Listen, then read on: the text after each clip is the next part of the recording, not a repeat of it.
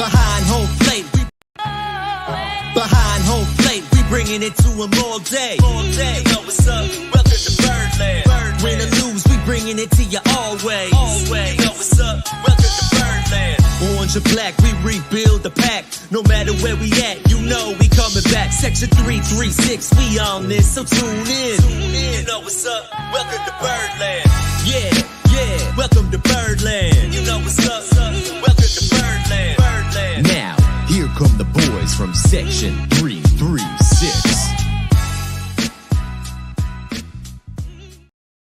Ladies and gentlemen, boys and girls, Baltimore sports fans of all ages, welcome to Section 336, Next Generation of Baltimore Sports Talk. I'm your endearing starting host, Matt Soroka. And as always, I'm joined by the button lover, Josh Soroka. Josh, how was my intro there? Did I time it okay? You timed it okay, but my intro was lame. Did you see the intros to the Home Run Derby? Where you stand on the star and it lights up? Yeah. Where are they? What did you say for Gunner? If you can say his first name and last name, you can speak English. Yeah, I made a lacrosse joke, which I think a lacrosse joke. The Orioles draft picks tend to be right. I don't know if that's part of the interview process. But you have to look like a lacrosse player to be drafted by the Orioles. Right. He should have just said, if you know him, he looks like everyone else on his team. Yeah. That sounds about white. Yeah, about white. I heard you. I know your mic didn't hiccup. Silas has a nice smirk. I think Silas's smile is about the same face. Trying to hold in that smirk is the same face the players were making during the national anthem tonight. Yeah, that was an interesting rendition of the national anthem. Maybe I don't know. The O showed up though. That was nice and loud. Yeah, doing shots of the crowd. I saw lots of people wearing Orioles gear. Yeah, that was cool. But you didn't make the trip out to Texas, Josh? No. I'm waiting. I'll go to the Home Run Derby when it's back in Baltimore. Okay. What about Atlanta? You wouldn't be tempted to go to Atlanta? No. I don't think so. All right. I might be tempted to go to Atlanta. It's tempted. Get one of those oversized gloves you saw people wearing. I was impressed with the oversized glove. That was so stupid. But I know those. Yeah. I don't know. The Home Run Derby does not entertain me as much as it does other people. Oh, really? Like, it's cool, and I'll watch it when my guys are in there. But I shut it off once Gunnar got knocked out. Because it's like, and I don't know. I had the ESPN2 feed on. Okay, I did the one. All right, so 2 was Kevin Brown and a lot of StatCats nerd stuff. Did Chris Berman do one? Or is he done completely now? No, he's been done completely for a few years. He doesn't come back for the Home Run Derby? No. Okay. All right. Well, I'm not even sure if he's still alive, to be honest with you, Josh. He hasn't done it in a while. I don't think he should come back. I see what you did there. Hey, that hat is cool. That hat is kind of a little bit like the All-Star. Is that an All-Star hat? It's the All-Star hat. Okay, it looks the color looks a little bit different though. Well, they made 2 versions. They made like a bright version and then like the black version, and I went with the bright summer color version. Gotcha. And I don't think I knew which ones they were wearing. I don't know if one team is wearing if the American League's wearing the dark and the National wearing the bright. I don't know if it's probably just a cash grab from Major League Baseball, to be honest. Yeah. No, I didn't know that. I just saw on Gunner for the first time the All-Star hats, and I thought they were pretty cool. At least Gunners. Chris Berman is 69 years old and still alive. All right. No, he doesn't do the back anymore. Okay. He doesn't do that. But it was good. I mean, the ESPN2 is like half of a computer screen, right? Don't you see half? Yeah. The computer screen? It's half of it's a computer screen, like showing the little launch angle. No, I'm not doing that nonsense. I don't like I like it because when I turned on the ESPN1 for a little bit, it was showing like the crowd catching the ball and all, and I don't care about that. Oh, I like that. You can see the oversized gloves.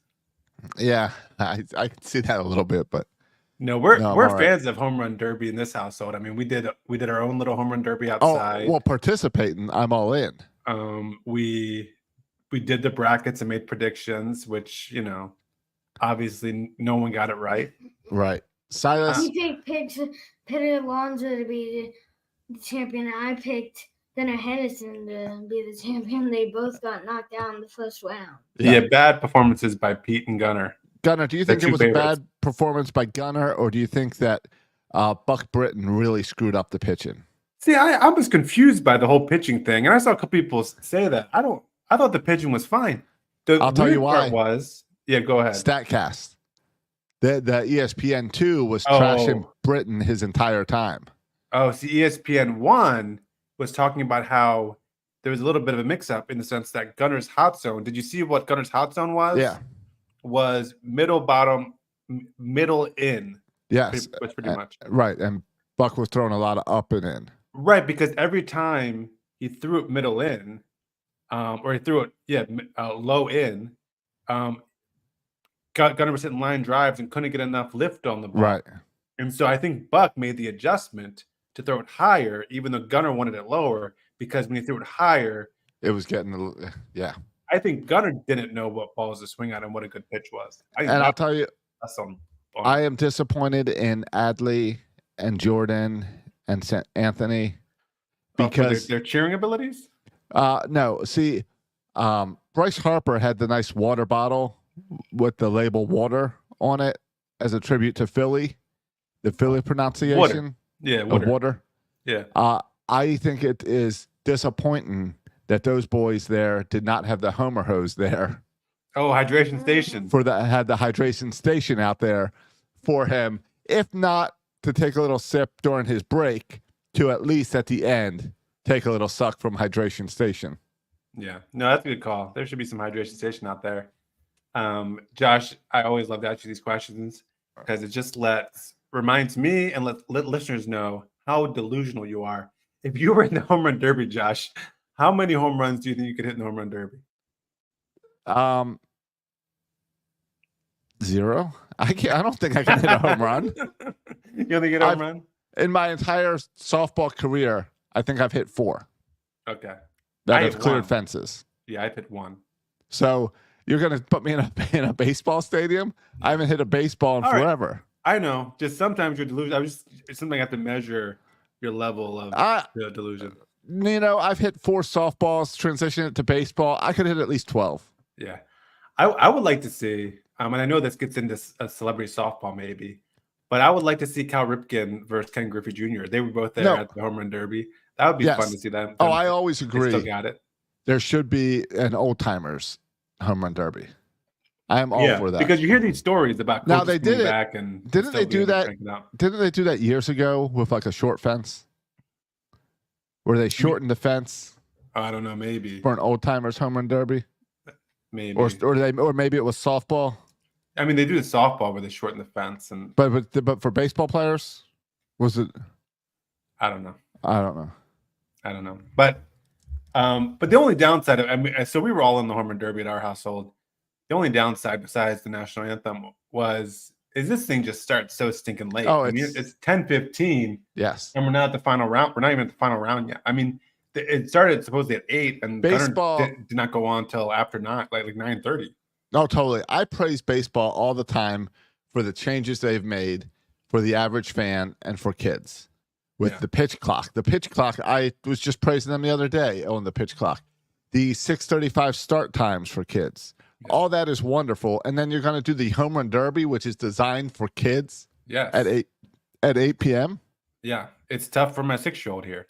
Yeah. All-Star game too. That's designed for kids. That's how kids get to know these name brands of Major League Baseball. Yeah. And the event itself, I mean, the introductions, like a thing on a Mario Party with Stand the Stars. Yes. And then the I feel like the pacing of the home run derby is really good. Like it's good. No, it is fast paced. Even the commercials are just 30 seconds and they're still showing the thing. Yes. Like there's no real, like it's all boom, boom, boom, boom, boom, which is great. It's just the start time is too late.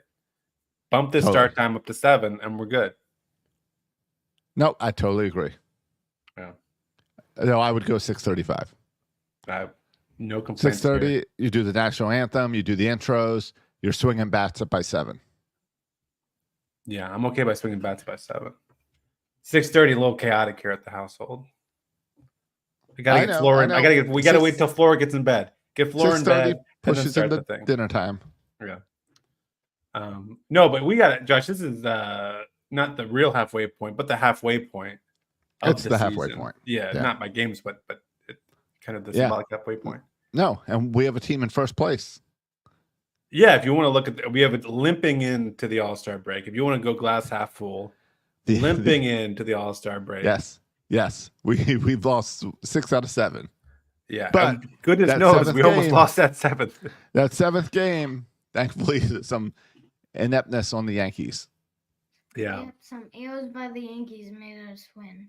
yeah. Correct. And I'll There take is- it. It's still a win. Oh, I No one's. end of the enjoy it season- more. I end enjoy of it the- more Yep. when the Yankees mess up and we win. That makes me even happier. Yep. End of the season, no one's going to bring up that. Oh, remember that game where the Yankees just blew it to the Orioles? Gave it up. Oh, I'll bring it up. I mean, I No, still you won't. remember You'll Ryan forget- McKenna you'll forget dropping about balls. You will I forget won't about forget it by about then. I mean, this was a big time game in terms of not just the fact that we lost, got swept, we're about to get swept again at home, going into the All-Star break with those long breaks, you get the whole break to think about it. It wasn't just a big win for that, though it was a big win for those reasons. It was also a big win just standings wise, right? That was a battle for first place in the AL East. I don't think any team's going to run away with this thing. So every game is important in trying to win the AL East. What happened to the Orioles offense when we came home? Scored 2 runs, 0 runs, 0 runs, 1 run, 1 run. Then finally that 6th run to get the win. But where was the offense? Where's the Orioles that have been putting up 8 spots, 6 spots?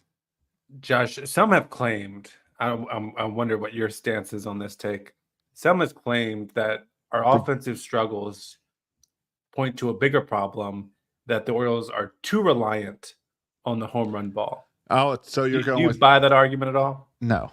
Because Good. I what don't the either. Orioles are excellent at is left on base.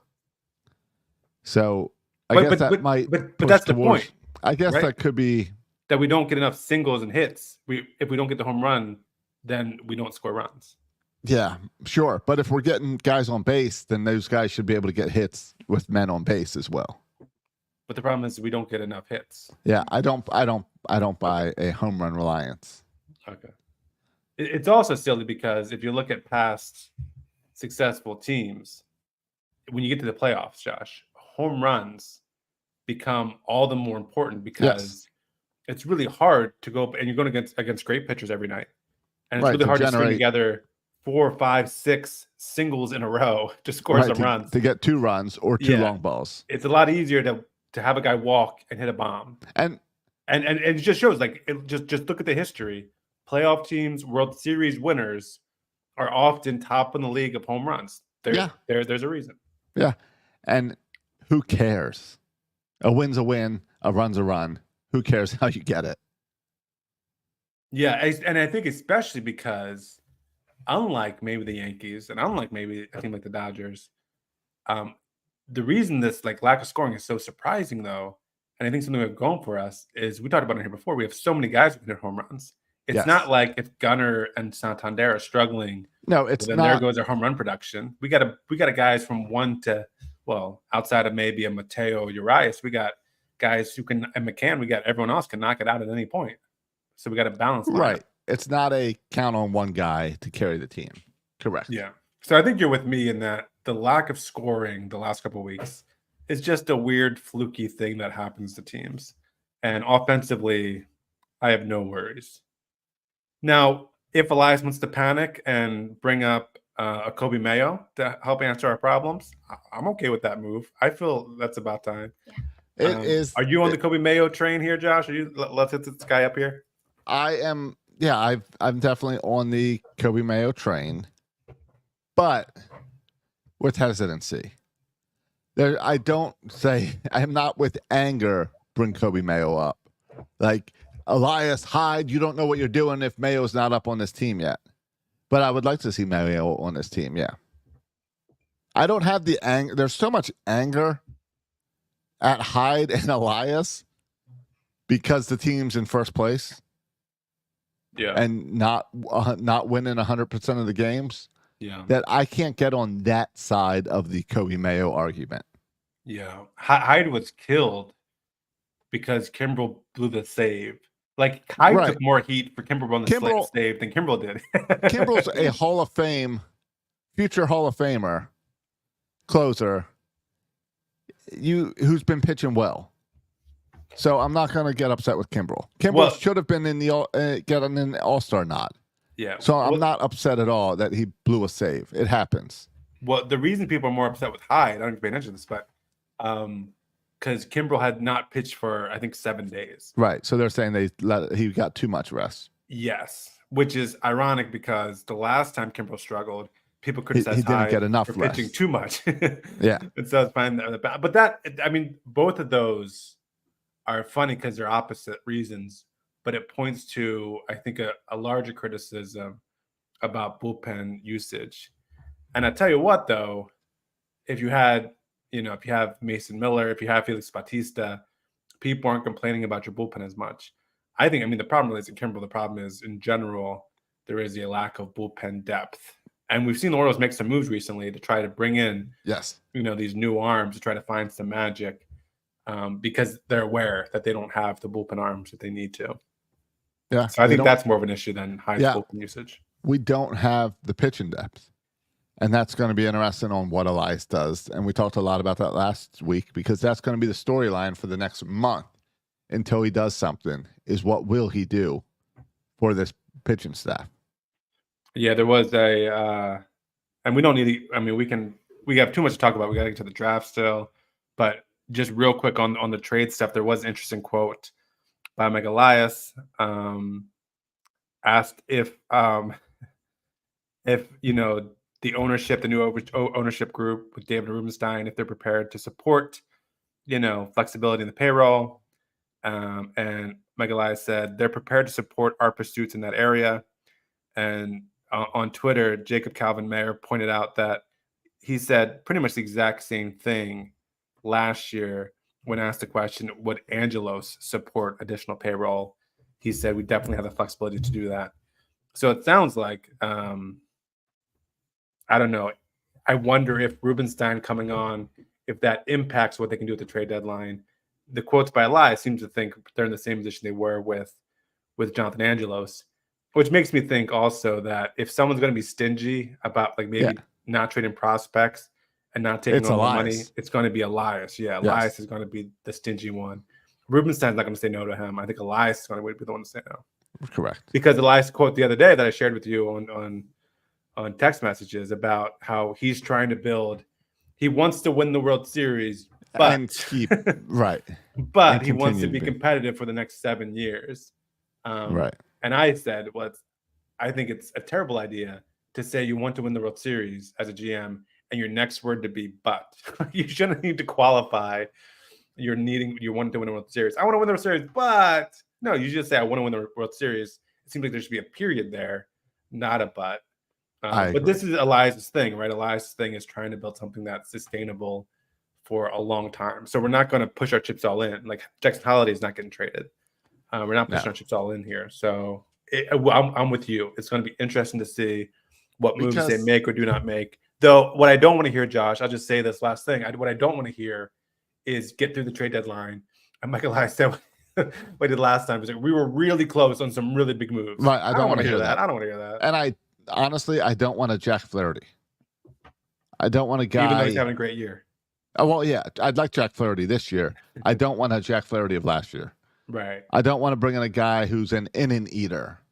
I want to bring in a guy who can dominate and win games. Yeah, Dean Kramer can be our innings eater. Yeah, we have that. Right. Even Povich can eat some innings. Yeah, I don't know what his innings limit is actually. Now that you mention it, and I'm curious to see how he performs. I think he got 6 this past week. Yeah, I know. I'm saying in terms of for the overall season. Innings for the season, if he's going to be on an innings limit, because he's a rookie. I don't know what he did last year, but yeah, I don't know. I don't have a ton of faith in Cade Povich. I don't have a ton of faith. Well, my faith in Suarez, he just always surprises me. So, but yeah, all that to say, we've been down this road before. We need to address both starting and bullpen help, and so hopefully we'll do that at the deadline. Yeah. Did you pay attention to the MLB draft at all? I mean, I stayed up. I mean, Assassin, I watched it. I mean, we watched the first round. Again, a long, really long process to get to pick 22nd to watch the Orioles, and a bunch of names I'd never heard of.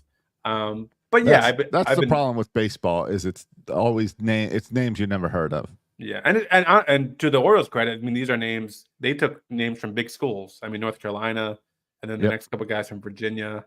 So they took some big name guys. Vance Honeycutt was our first round pick. Any thoughts on Vance Honeycutt?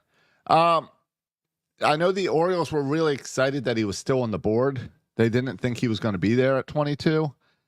I was reading he's an outstanding outfielder, and he is outstanding at strikeouts. He has like a 28% strikeout rate or something right now in his junior year. So I think that's going to be the key, and what the Orioles see, where they see potential. I think that strikeout and is what they're going to obviously want to fix in the minors, and it'll be interesting to see if the Orioles can do that. If they can, we've seen other guys like Adley and Gunnar come up and have a lot of patience at the plate, and I'd like to see them do that with this guy as well.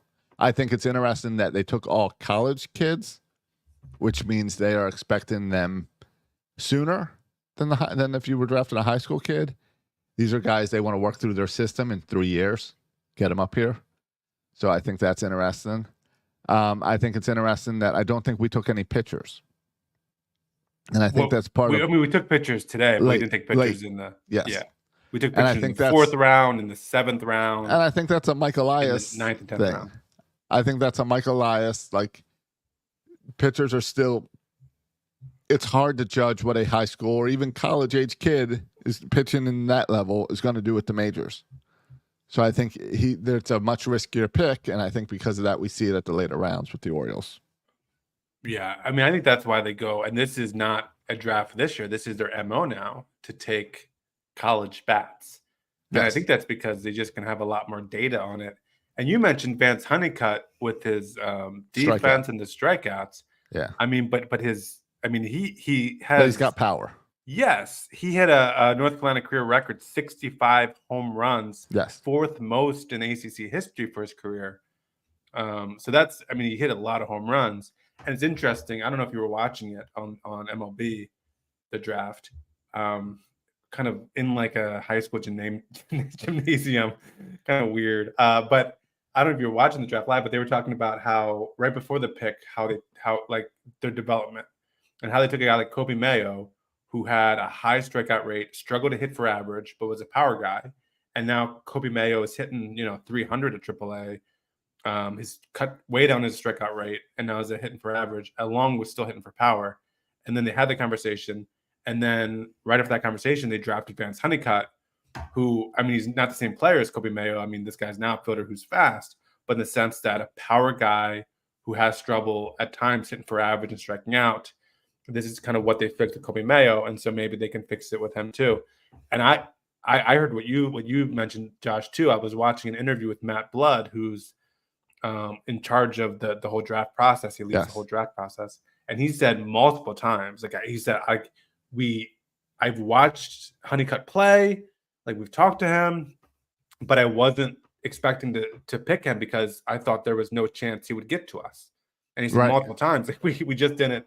We were really surprised that Honeycutt got to us, and so I think the Orioles were thrilled with Vance Honeycutt. I think they didn't expect him to drop this far, and he's got all the tools right as far as speed, power, defense. They just got to fix the strikeout rate and get him hitting for average, and hopefully our development can fix that.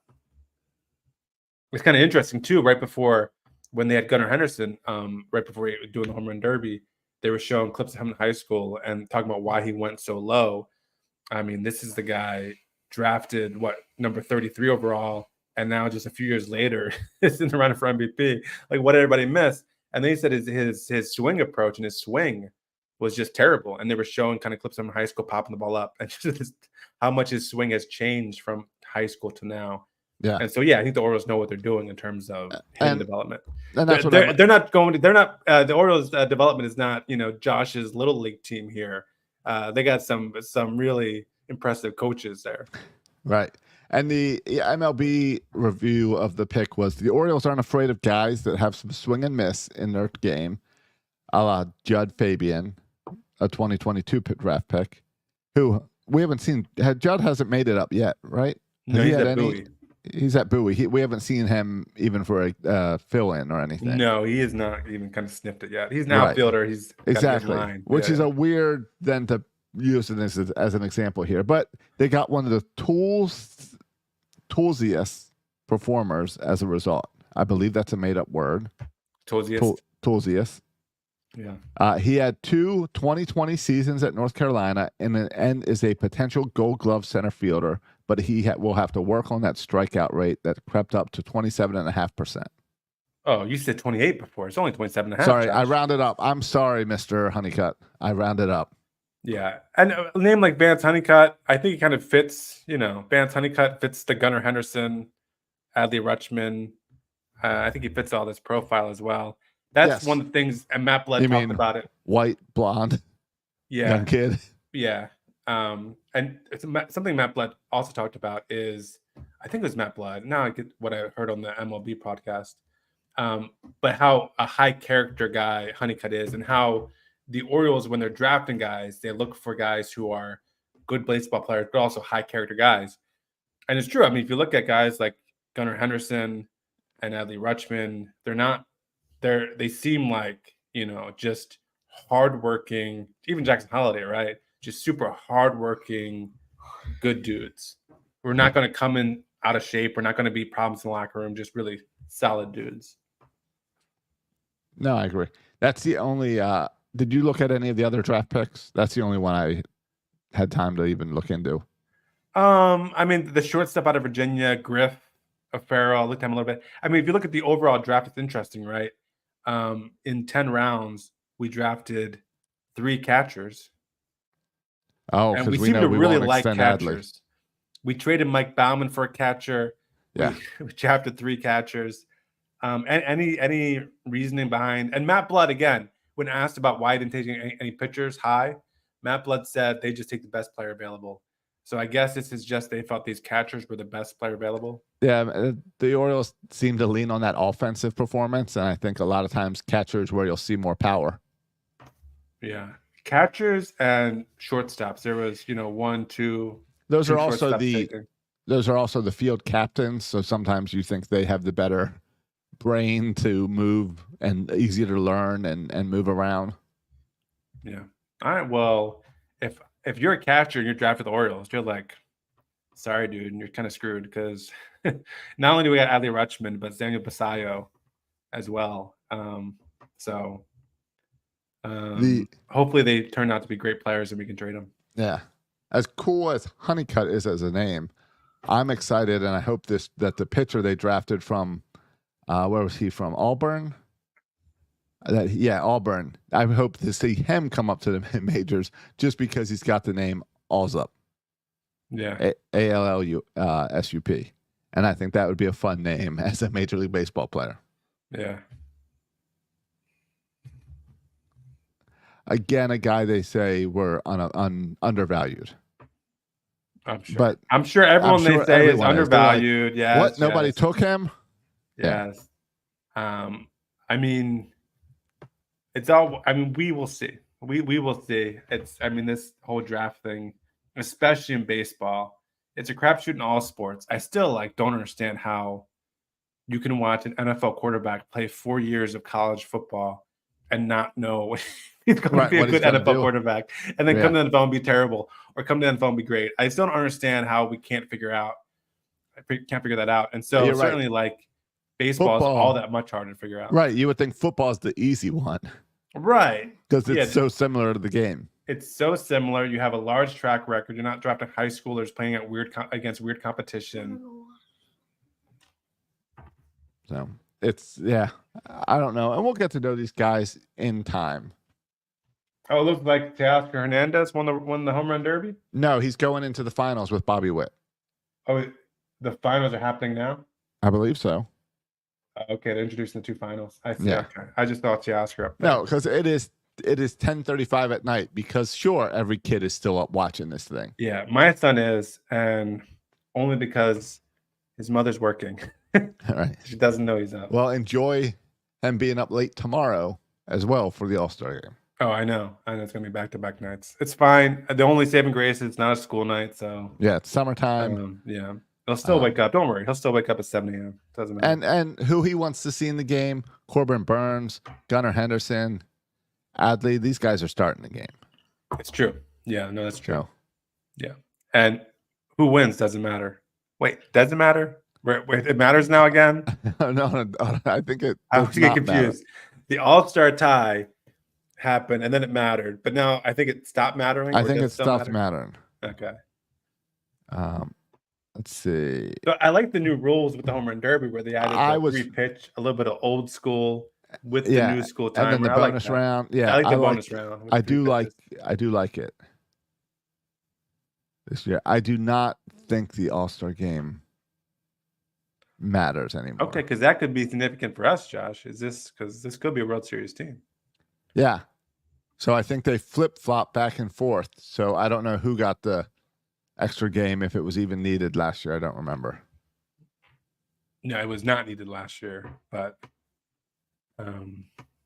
because Arizona got whooped. But right.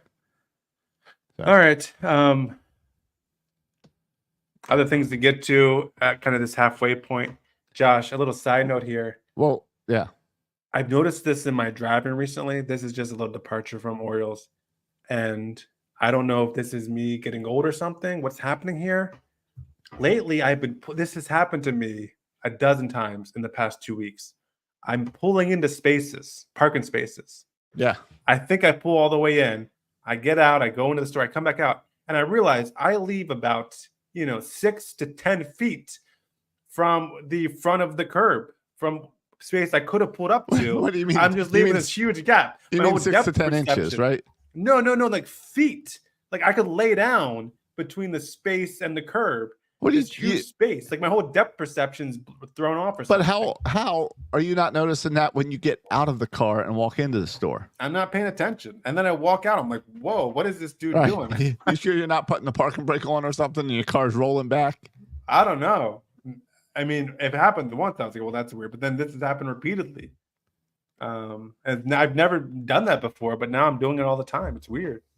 That's an odd one. I can't. Maybe I need a longer car. Maybe that's the answer. No, I don't think that's how it works. I wanted to back to the Orioles for a minute. I'm sorry. Okay, or the rest of the game. Fine. Sorry, I know you're parking, and that's great.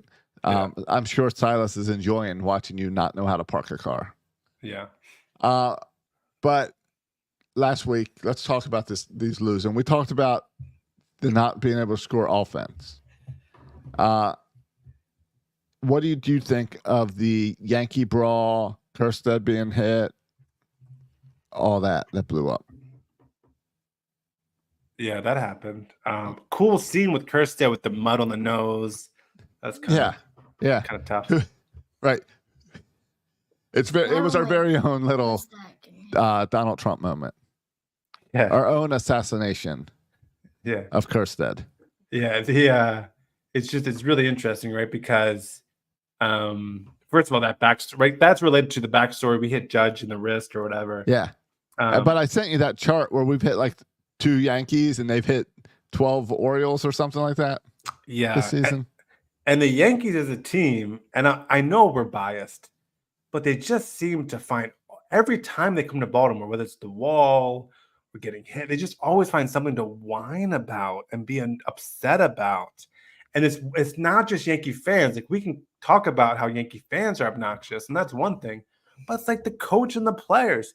And the reason manager Hyde, and this is going down as a top Hyde moment, by the way.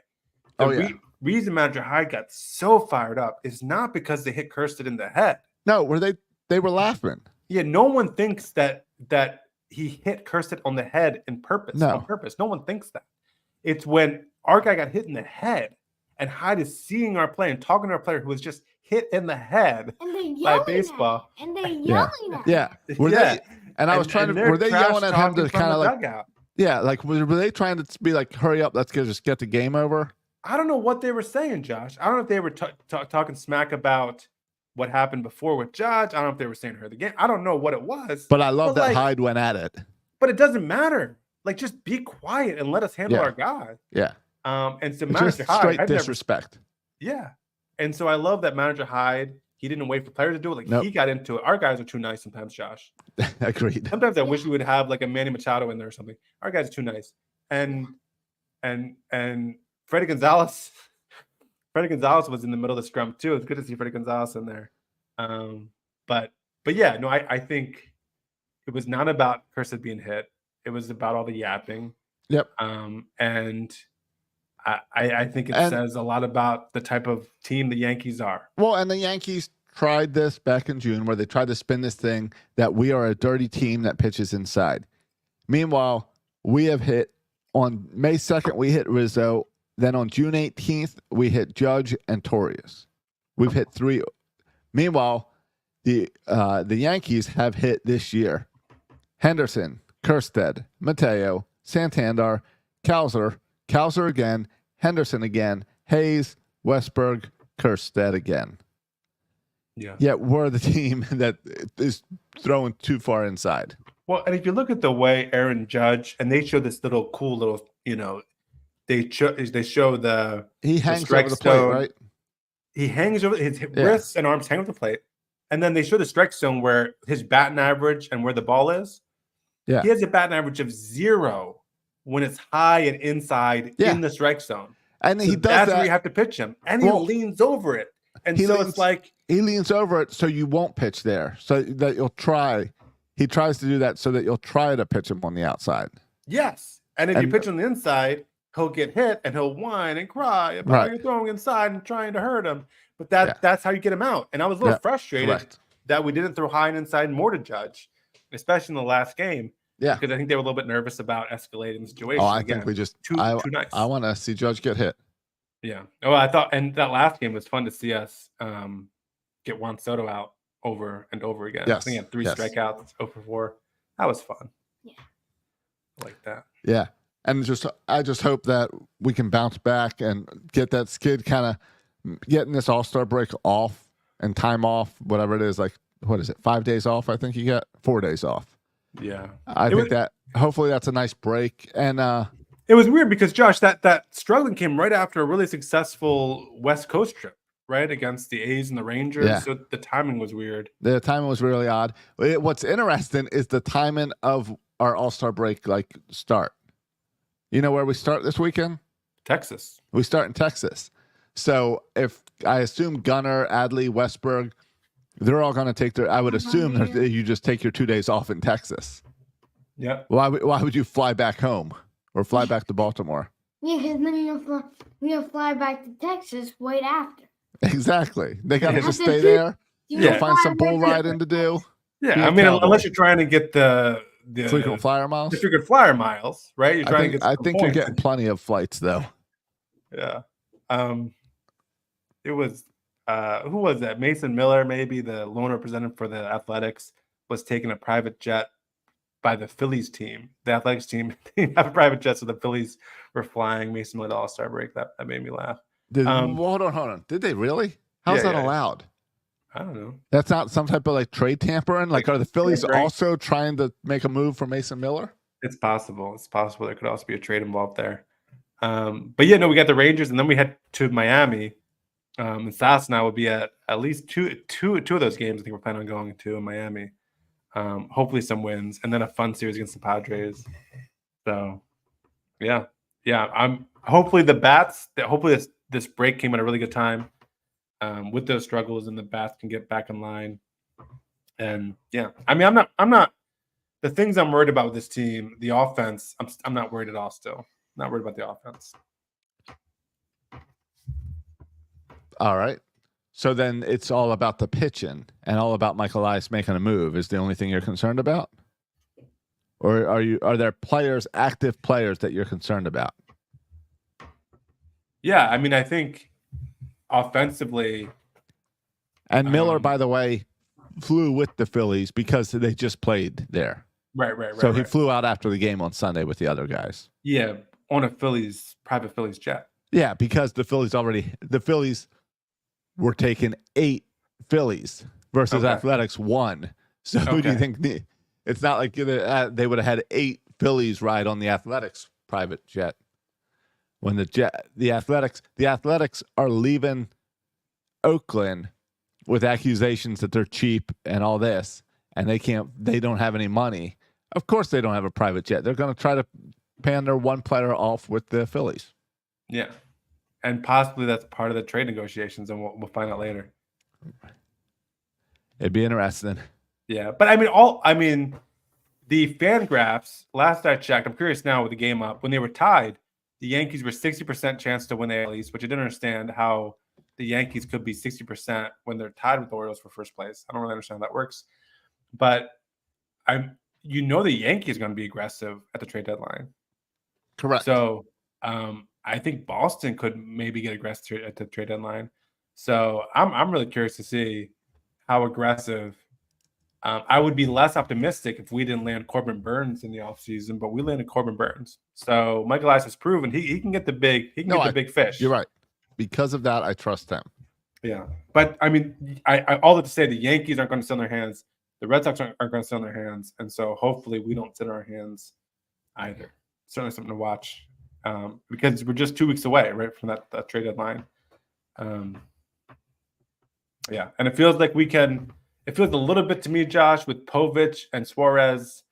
It feels a little duct tape-ish. Like this isn't the long-term answer to get through the season. Well, no, but it feels a little bit like we're putting duct tape on the problem instead of fixing the machine here. Yeah, no, these are guys that are helping out, and I'm glad that we have them. But yeah, they are not the hey, print out your World Series tickets because we have Povich. Right. No, so. I agree. We have Povich, so I'm scared to turn on the game. That's more where I'm at right now. No, I don't. Povich doesn't scare me at all. Okay, he scares. He horrifies me. I think he looks. Josh even just looks really small up there. He looks tiny. He looks so skinny tiny. Little young kid. But I think he only gave up. Didn't he give up 3 runs to the Yankees this week? I think he pitched pretty well. Okay. Yeah. And that Oakland game, by the way, that Oakland game that got out of hand. I don't know how many runs we gave up. Oakland beat the Phillies this past week 18-3 as well. So something's in the water with Oakland because they just didn't do it to the Orioles. They did it to the Phillies too. Dropped 18 runs against them. So that's just kind of a weird fluke. It's one of those. Yeah, it's just a weird setup. Yeah. Do we have a home run derby winner yet? We do not. Bobby Witt is going up against Teoscar right now. Hey, we might have a home run derby before 11. Not bad. Teoscar got 14 in his first round. Yeah. Or his first final round, and Bobby Witt's now up to 3 on my board. Oh man, how are we feeling, Josh, about Bobby Witt Jr.? I remember hashtags. He has 0 on us. Oh, you're ahead of us. I am not. You mean Bobby Witt versus Adley Rutschman? Well, I remember even when before that draft year was kind of hashtag quit for Witt as we're going for the 1 pick. Right. And some people at the beginning of the season had Bobby Witt as the consensus number 1, and then Adley during the college season moved into that number 1 spot. And I feel like there's a rivalry here between both Gunnar and Adley and Bobby, right? For the best shortstop in the American League, best young shortstop, and Adley and Gunnar for who's the best draft pick in the draft, which makes me want to root against him a little bit. No, it would also a great young star. I hate that Gunnar failed miserably because a Gunnar versus Bobby Witt home run derby is what baseball has been dreaming for. Yeah, that would have been awesome. So to put that those would two add to this another layer to this kind of rivalry. On Friday, Povich pitched 5 1/3 innings and gave up 3 runs against the Yankees. I guess my issue with Povich, I think he loaded the base in that first inning, and I feel like he does every game. Yeah, he's so wild in the first. He does inning. have scary moments. He did walk 5 guys during that game, so that's a walking inning. Yeah, his first inning madness. He somehow makes me unsettled. He somehow seems to get out of it regularly. The second game, he starts just having a clean game. Yeah, he's just got to get through that first inning. Yeah. Yeah. Well, he's got to grow up. He's a young guy, a little guy. Yeah, no, I agree, but then and that's fine. But he's now become an important piece in this rotation. Yeah, we didn't plan on him being an important part this year. Yeah, and by the way, like this team, I mean, I'm curious to see how we respond in the second half because there are a ton of young players who haven't really played the full season out, who haven't experienced really struggles. I mean, I think Gunnar Henderson struggling last year was a great experience for him, but now we're seeing this with Colton Cowser. And what happens? I think it's very possible that Jordan Westburg could go in a slump. Like young players, you are more open to this happening. And we saw that with Kjerstad. We saw that with Kjerstad, where he came up and didn't do anything. We sent him down. Thankfully, now on his second time up, he's doing much better. He was, yeah. And then all of a sudden he's replaced because he goes on the IL with concussion protocol or whatever. But he'll be back after the All-Star break. Yeah, I know, but it's just like the guy's hot, and hopefully both the time off with the concussion, which I don't know, did he even have a concussion or is this just precautious? I don't even know. He at least had something that pulled him from that game on Sunday because Hyde wanted him in that game. Hyde put out the lineup with Kjerstad in that lineup in that game, so he wanted him in there. Right. Yeah, he did. And it was last minute pull, which is kind of weird. So hopefully he can keep that momentum up because he's a big part of this offense. And I think Coby Mayo will be up here before the end of July. I think before the end of July, Coby Mayo will be up here. Yeah. I think Jackson Holliday will not be here this year. No. They're saying after the All-Star break, Jackson Holliday is going to start playing the field again. Yes, I saw that. Which is but I don't see him if they bring him up in September as a September call-up, it is not to take over as an everyday starter. It's to try to get more experience. Really? I don't think so because where would you put him right now? I mean, you don't think he'd be an upgrade over Mateo right now? I don't know. I'm not sure. Well, I mean, the answer is Mayo at third. Right. So you have Mayo at third, which means Westburg stays at second, Gunner's at short, Mountcastle's at first. Right. I mean, the only other place you could put Mayo is at first if you give Mountcastle a day off. But you got Ryan O'Hearn you like to put over there as well. I just don't see how Jackson Holliday fits. Yeah, I guess the only argument would be Westburg is a righty, Mayo is a righty, Mateo is a righty, Arias is a righty, Jackson's a lefty. So you know how our manager loves platoons. And what's Kjerstad? A lefty. All right. There you go. There's your DH. Right. But I think even like if let's say there's an injury to Mateo or something, I think probably at this point Norby would be the next guy called up for Holliday, right? Yeah, I think so. I think Holliday, it's unfortunate, but yeah, Holliday kind of blew that opportunity. It's unfortunate, but it's fine. It's what happens. The kid's young. We'll have him next year. He didn't cost us the season. Hey, we got a really kind of exciting home run derby happening here, right? Josh, you're ahead of me, so you probably even know who wins. We're at 14-12 right now. Don't tell us. Please don't tell us. Yeah, Please don't tell us. We're at 14-13 right now. I won't say a thing. Okay, Bobby was trying. He's got a pitch left. I don't know. Oh, he earned the bonus, so he got 2 outs left and 1 home run. This is a good final round for the home run derby. Yeah, it's good. The numbers always go down because guys get tired. Yeah, they wear out. Yeah. So that's why it happened to me too, playing home run derby here in the backyard with Silas. Right. Hernandez had 14. Yeah. And right now, Bobby Jr. is sitting on 13 with 1 out to go. So, is that it? Now you guys are completely distracted as you watch. Off the wall. What could have been 14 to tie? Bobby Witt Jr. lose by a foot. Yes. Yes. It makes me a little bit happy because, again, I don't want people talking about he's better than Gunnar. Right. Yes. Maybe next year. Yeah, maybe next year. I think Teoscar Hernandez. He's probably the 4th guy from the Dodgers I would want to see in the home run derby, but good for Teoscar Hernandez. Yeah, exactly. Everyone wanted Ohtani, but whatever. Yeah. Pete Alonso was probably the favorite. But the home run derby is weird. I remember Ohtani did it a few years ago and struggled. And I remember Trey Mancini did really well. Adley Rutschman did really well. I would expect Gunnar to do better than those two guys. And Adley unfortunately got screwed with the head-to-head. Oh yeah, if he did this year, he would go he into the would have next done a lot round. better. Yeah. Yeah. So The system, man. yeah. Any other Orioles news now at the break? Orioles news at the break.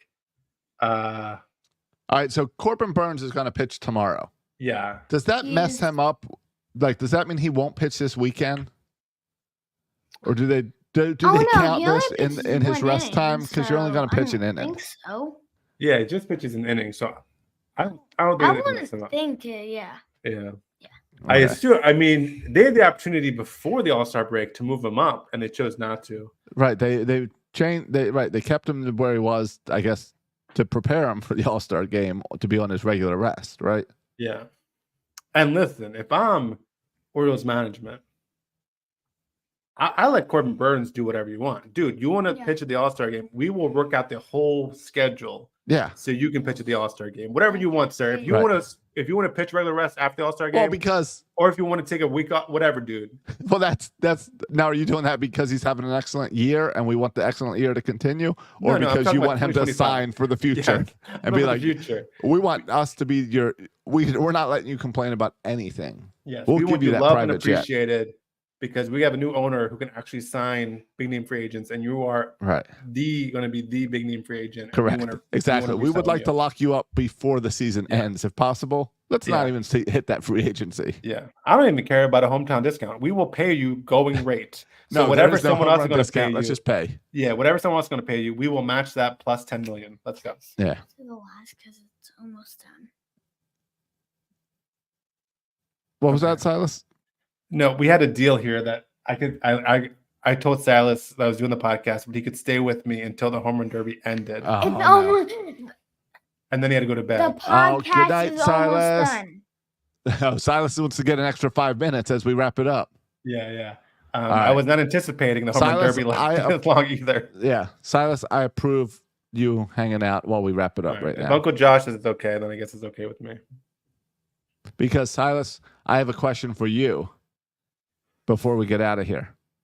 Because you had some tryouts this weekend. Yeah. So tell me about it. How'd it go? Good. Yeah, good. Good. What position did you try out at? Second base? How they did it was is it some ground balls, some fly balls, and some at bats? Yeah, and then they timed them. They got the official stopwatch. They timed them from first base. All right, from so home to speed first. Also. Yeah, what's your home to first base time, Sash? You remember? I think 4 or 5. Yeah, I think it's 4.3 or something. Oh, that's faster than your dad. Yeah, probably. And then they give him a bunch of balls at second base, and then a bunch of fly balls. Right. So this was some travel ball tryouts. Yeah. For what age group is that team? He tried out for 7U. Okay. But at tryouts, it was 7 through 11U. So there was a whole bunch of different all mixed in. And this was like a makeup tryout date. Okay, so you don't know. So you could only judge on judge him against the other 7-year-olds that were at the makeup. Right. And there's only 2 other 7-year-olds at the makeup. Oh, okay. So I don't even know if we have enough to field a team here. Gotcha.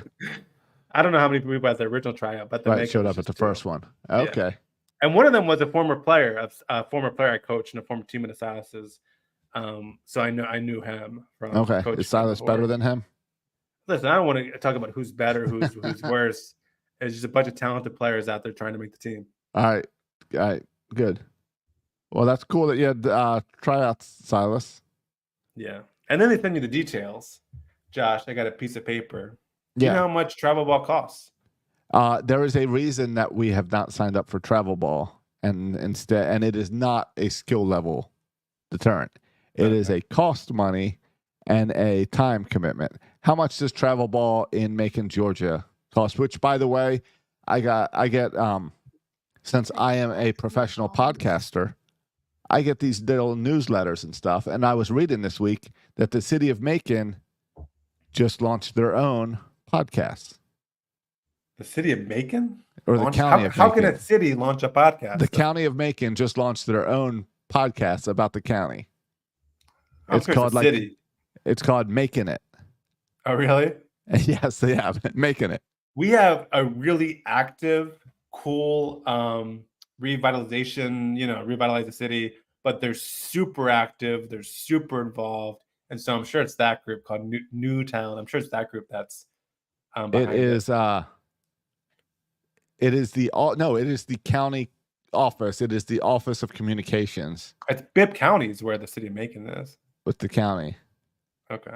Uh, The I city of thought it Macon was, in Bibb County. There's not Macon County. yeah, Macon. It says how do industries make their way to Macon-Bibb.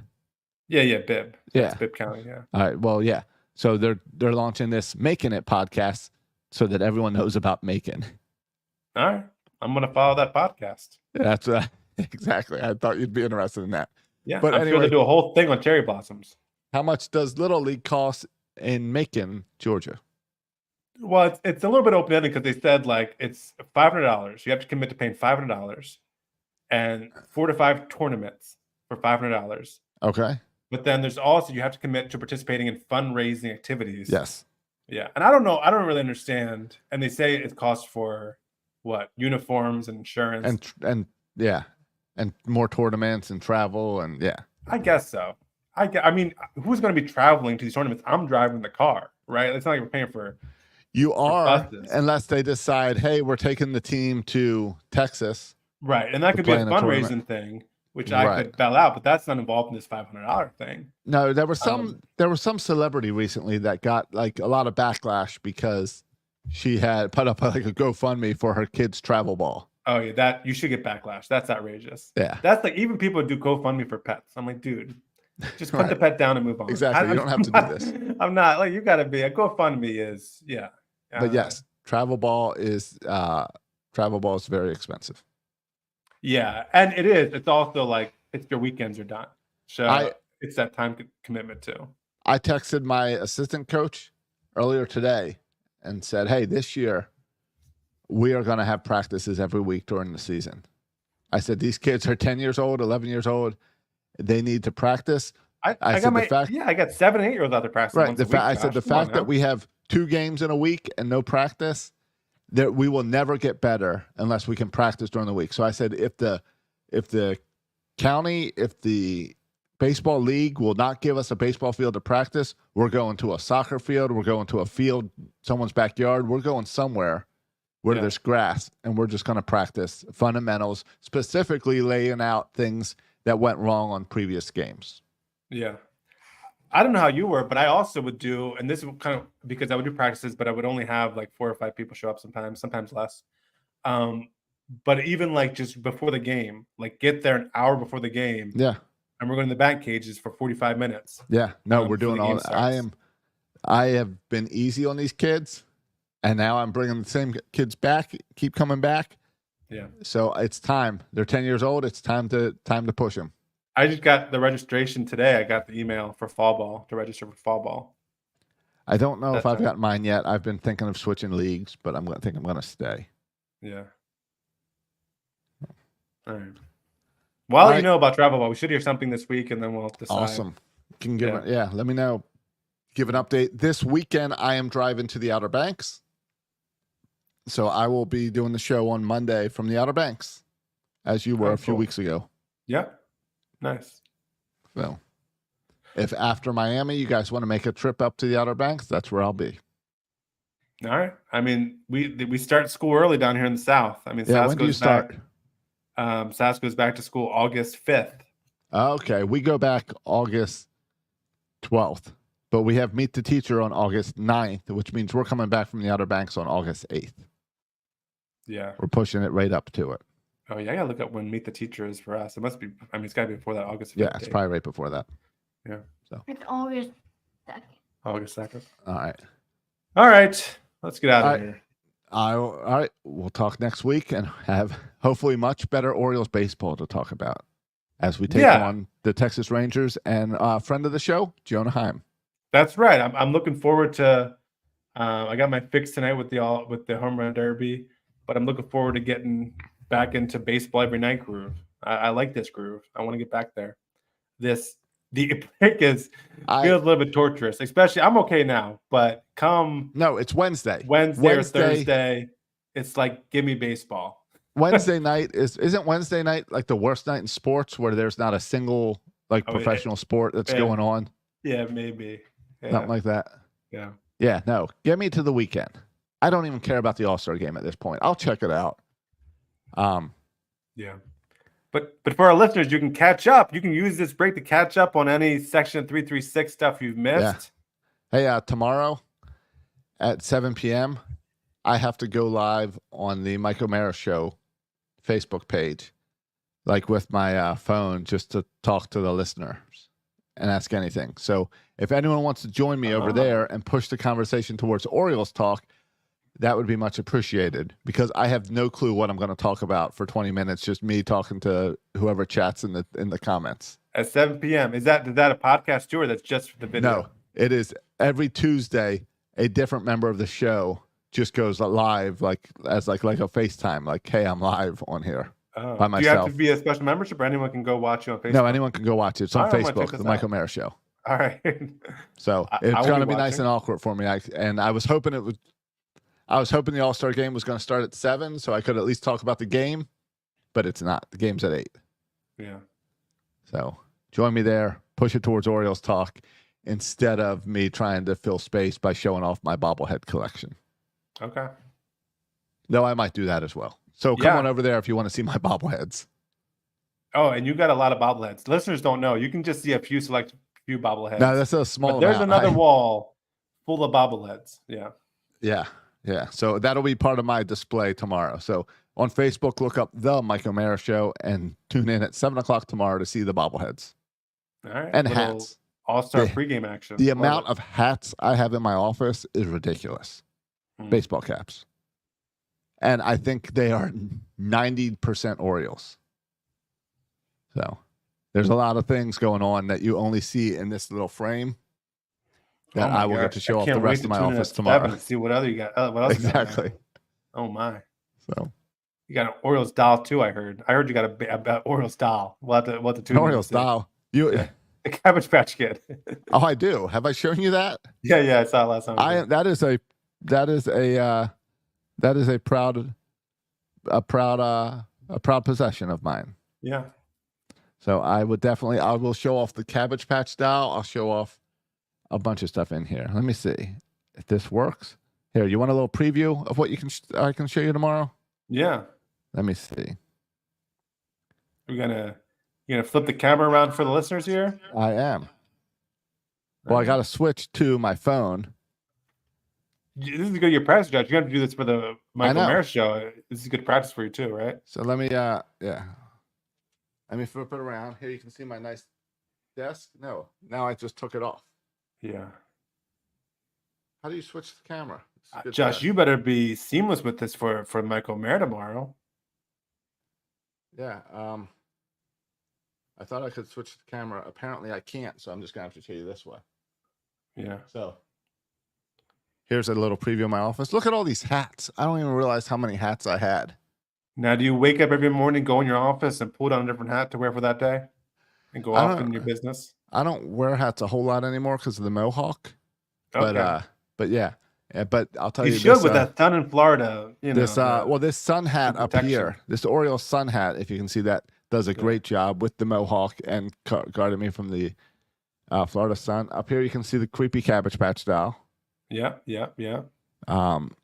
Some books, because I do read occasionally. Oh, Josh, I want to talk books. Some bobbleheads. Josh, we got to talk some books. Some Fox News. Josh, and that's my that's a little preview of my office as we're trying to get out of here. We gotta get out of here, but we gotta talk books one day too. Are you aware of? Have you seen this? Heard of the 3 Body Problem? I know it's a Netflix movie, a Netflix show. I started a little bit of the show, but I heard the book is a whole lot better. Forget the show. You got to read these books. I just picked up. I got too many books. I just bought another book. The books are blowing my mind. Okay. I just bought a new Stephen King book. He has a new book that just came out, and it's 12 short stories. Oh, really? But it's Stephen King, so 12 short stories, but the book is like this big. Yeah, the dude writes too much. He's got to chill out. Short stories for Stephen King is like a normal story. So I just got that, and I've got a book about busyness I'm reading right now. I got a whole stack of books I got to read. Okay. Yeah, but- and Three Body Problems. Each Is book that a is long like one? the audiobook is about 25 hours. Oh, see, that's a Each of the Stephen audiobooks. King. That's a Stephen Yeah. King land. It kills Yeah, me. they're brutal. Yeah. I got the physical book and the audiobook going back and forth just to get through I've it. got this book sitting here That's great. about an octopus that I got to read. Beautiful Creatures or something? Yeah, have you read that one yet? No, I think Emily did. I haven't read Yeah. that one. Kelly did and said it was excellent. So I think I've it's got kind it of a sitting here big as well to read. Yeah. So I hope to read a bunch when I'm in the Outer Banks. All right. All right.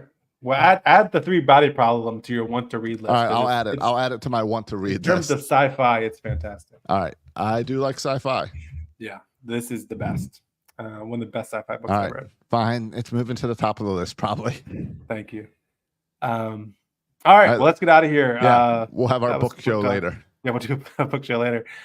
In the meantime, go ahead to Apple Podcasts and write us a review. Give us 5 stars if you enjoy the show. If you don't enjoy the show, then why are you still listening?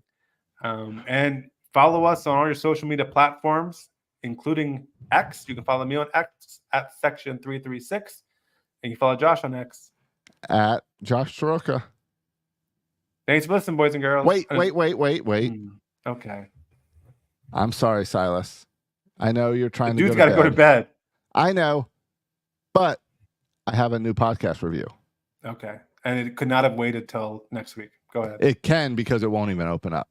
Okay. So I'll we'll give you share a it with little next preview. week. And 5 hopefully we'll stars. have 2 to read next week. Good Listen, show if you're plus listening. good dudes equals great show. But I can't open it up yet. So Okay. we will read that That sounds about next right, week. though. Yeah. All right. Well, thanks for listening, boys and girls.